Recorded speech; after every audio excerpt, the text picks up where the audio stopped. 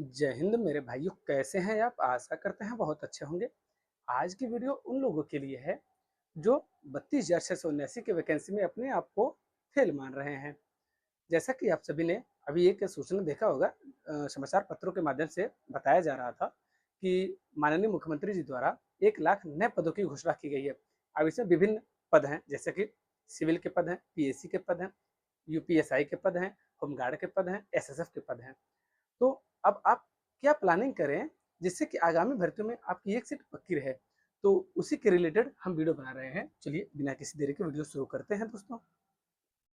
अगर हम बात करें कि अगर आपका पेपर खराब हो गया है, पेपर खराब हो गया, आप सबको पता है अनऑफिशियल आंसर किसी आप लोगों ने मिला ही लिया होगा। जिन जिनके भी 100 से कम स्कोर हैं, महिलाओं को छोड़ दिया जाए और अनुसूचित जनजाति भाइयों को छोड़ करके जिनके भी 100 से कम हैं, वो क्या क्या करें, आगे उन्हें क्या करना चाहिए, बेस्ट प्लानिंग क्या ऐसी हो जिससे कि आने वाली भर्ती में उनके लिए एक सीट कंफर्म रहे। इस बारे में आप लोग जानते ही होंगे। मैंने 5 एग्जाम क्रैक किया है और अभी भी मैं आगामी भर्तियों की तैयारी करता ही हूँ।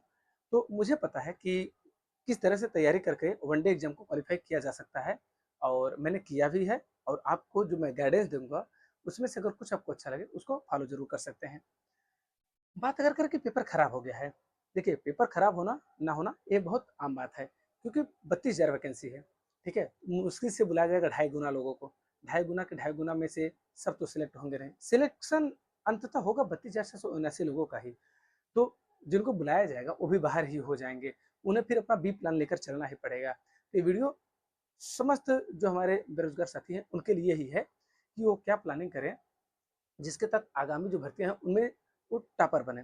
टॉपर बनने का मतलब कि कम से कम 10,000 रैंक तक लेकर आए, जैसे 30,000 40,000 यूपी पुलिस की वैकेंसी आ रही है, उसमें अपना सीट सिक्योर कर सकें। तो देखिए मैं कुछ बात बताऊंगा, उन बातों को आपको फॉलो करना है। सबसे पहला क्या काम करना है, पेपर अगर खराब हो गया है टेंशन मत लीजिए।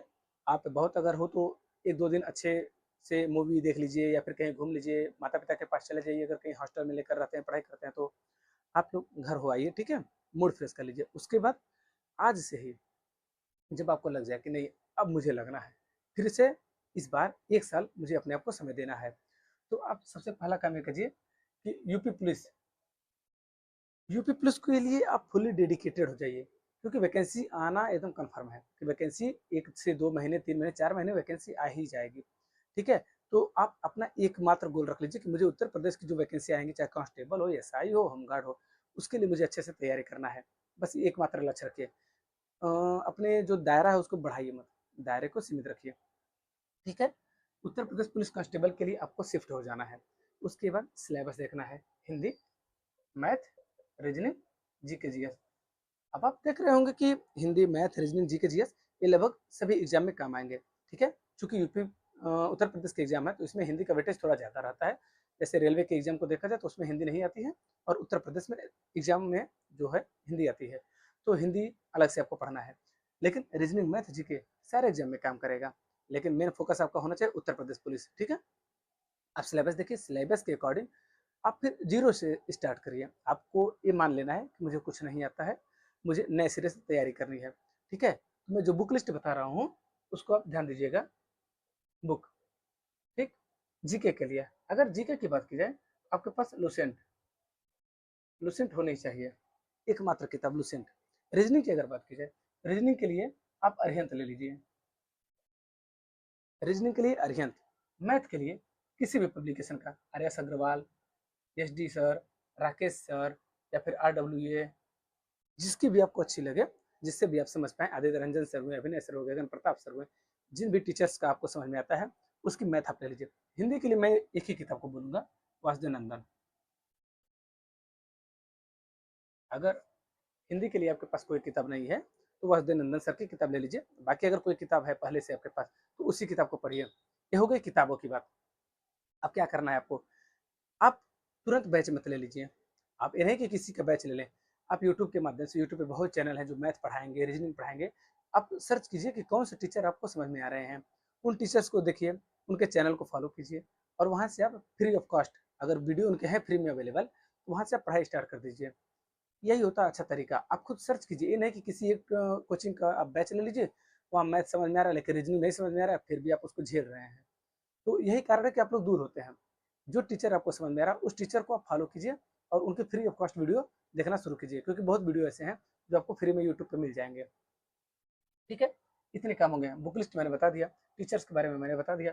आगे क्या करना है? आगे बस यही करना है कि आपको एग्जाम का इंतजार नहीं करना है, नोटिफिकेशन का इंतजार नहीं करना है, आपके एडमिट कार्ड का इंतजार नहीं करना है। आपको आज से ही, अभी से ही तुरंत लग जाना है। जिस विषय को आप समझते हैं कि सबसे ज़्यादा कमज़ोर है, कठिन है, उसी विषय को सबसे पहले टारगेट कीजिए, उसी विषय को पढ़ने का प्रयास कीजिए। जैसे मैथ, अगर जिन भी बॉयज़ एंड गर्ल्स का मैथ वीक है, वो आज से 15 दिन 20 दिन लगातार केवल मैथ को ही पढ़े। ठीक है, लगातार एकदम 3 से 4 घंटे केवल मैथ पढ़े, बाकी टाइम पे अपना डिवाइड कर लीजिए कि मुझे क्या क्या पढ़ना है। लेकिन जो सबसे ज़्यादा वीक सब्जेक्ट है उस पर आप फोकस कीजिए। अक्सर देखा जाता है कि जिनका जो वीक रहता है उस पर ज़्यादा फोकस नहीं करते, जो अच्छा रहता है, जैसे किसी का हिंदी बहुत अच्छा रहता है, वो हिंदी को ही लगातार पढ़ते रहते हैं। 3 3 घंटे पढ़ेंगे, बोर ही नहीं होंगे। मैथ वीक है तो 1 घंटे पढ़ेंगे तो बोर हो जाएंगे, आगे पढ़ना बंद कर देते हैं। तो जो वीक है उसे अभी टारगेट कीजिए, उसको अभी पढ़ के खत्म कर दीजिए। रीजनिंग में जो पोर्शन आपका कमजोर है, जैसे पजल वाले हो गए, और अगर ब्लड रिलेशन आपका नहीं बनता है, सीटिंग अरेंजमेंट नहीं होता है, तो उसको आप अच्छे से तैयार कर लीजिए। टॉपिक वाइज पढ़ने का प्रयास कीजिए। इस समय प्रैक्टिस शीट बिल्कुल भी मत लगाइए। अभी भर्ती आई नहीं है, केवल भर्ती की एक सूचना आई है। तो जो जो इस बार फेल मान रहे हैं अपने आप को, उनके लिए एकदम अच्छी प्लानिंग होगी। वो जीरो से स्टार्ट करें, वो पुराने बैच को छोड़ें और नए शिफ्ट हो जाएं, नए तरीके से जो टीचर्स उनको समझ में आ रहे हो उनसे नया स्तर से पढ़ना स्टार्ट करें। ठीक है, बाकी इससे बेस्ट कोई प्लान नहीं होता है। मुझे अगर इस समय पढ़ना होता तो मैं सबसे पहले यही काम करता कि जो मेरा वीक सब्जेक्ट है मैं उसको पढ़ाई करता। मेरा अगर मैथ वीक है तो मैं सबसे पहले मैथ को टारगेट करता कि जो इंपॉर्टेंट चैप्टर हैं, लाभ हानि है, परसेंटेज है, एवरेज है, रेलगाड़ी वाले समय है, चोर सिपाही वाला जो सवाल आता है, एलिगेशन वाला सवाल आता है, इसको मैं पढ़ना, मतलब पढ़ने का ट्राई करता। उसके बाद मैं जीके जीएस तो मेरा अच्छा ही है, तो जीके जीएस को थोड़ा थोड़ा मैं लेकर चलता और हिंदी को लेकर चलता साथ में। रीजनिंग के लिए बहुत ज़्यादा टेंशन नहीं है, तो रीजनिंग का मैं प्रैक्टिस सेट भी लगा लेता हफ्ते में बार, तो हो जाता ठीक ठाक। लेकिन जिसका वीक है पहले उसको टारगेट कीजिए, इससे बेस्ट कोई प्लान नहीं होता है। अगर आप इस समय 8 घंटे, अगर इस समय आप 8 घंटे पढ़ के शुरुआत करेंगे तो 6 महीने काफ़ी है। 6 महीने में आप एकदम परिपक्व हो जाएंगे। 6 महीने में आपके पूरे सिलेबस कंप्लीट हो जाएंगे। और वैकेंसी अभी कोई उसका मतलब ना शुरुआत है ना अंत है कि वैकेंसी कब तक आएगी। अगर 3 महीने बाद भी वैकेंसी आती है तो उसके बाद भी 4 5 महीने बाद एग्जाम होगा। तो सोचिए आप 6 महीने में सिलेबस कंप्लीट कर चुके हैं। आपके पास केवल क्या काम करना रहेगा? Practice practice practice. तो उस आधार पे आप पाएंगे कि आपके आज जो स्कोर बन रहे हैं उसमें 20 क्वेश्चन और इंक्रीज हो जाएंगे। अगर आप आज 90 पे हैं, 110 पहुंच जाएंगे, 100 पे हैं, 120 पे पहुंच जाएंगे। ठीक है, बाकी आपके मन में अगर कोई भी सवाल होगा तो उसको कमेंट बॉक्स में अपना पूछ लीजिएगा। इसी तरह के इन्फॉर्मेटिव वीडियो देखने के लिए आप चैनल को फॉलो कीजिए। मिलते हैं नेक्स्ट वीडियो में, तब तक के लिए जय हिंद।